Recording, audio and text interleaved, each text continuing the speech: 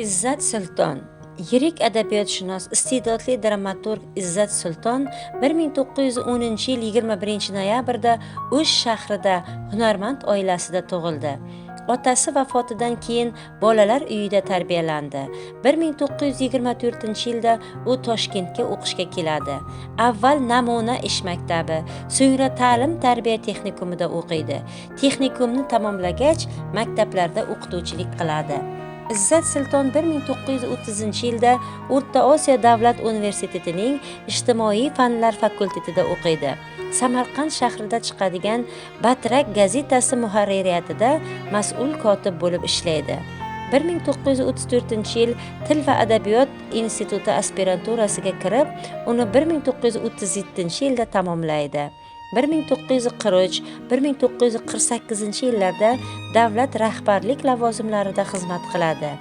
1948-yildan buyon O'zbekiston Fanlar akademiyasi Pushkin nomli Til va adabiyot instituti, hozirgi Alisher Navoiy nomidagi Til va adabiyot institutida ishlagan. Izzat Sulton 1932-yildan boshlab vaqtli matbuotda adabiyotshunoslikka oid maqolalarni e'lon qilib kelgan. U adabiyot nazariyasi darsligini yaratgan. Tadqiqotchining ulug' o'zbek shoiri va mutafakkiri Alisher Navoiy merosini o'rganishga bag'ishlangan qator asarlari alohida ahamiyatga ega. U keng qamrovli olim, adabiyotshunos sifatida xalq og'zaki ijodi, mumtoz adabiyot, zamonaviy adabiy jarayon, qardosh va jahon adabiyoti, adabiyot nazariyasiga oid o'nlab yetuk asarlarning muallifidir. Izzat Sulton badiiy adabiyot sohasida ham barakali ijod qilgan. Ilk dramatik asari Burgutning parvozi zamondoshlarini vatanga muhabbat ruhida tarbiyalash jihatdan muhimdir. Uyg'un bilan hamkorlikda yozgan Alisher Navoiy asari o'zbek dramaturgiyasining yutuqlaridan biri bo'ldi. Noma'lum kishi, Imon dramalarida axloq normalari, zamonamiz kishilarining fazilatlari ulug'langan.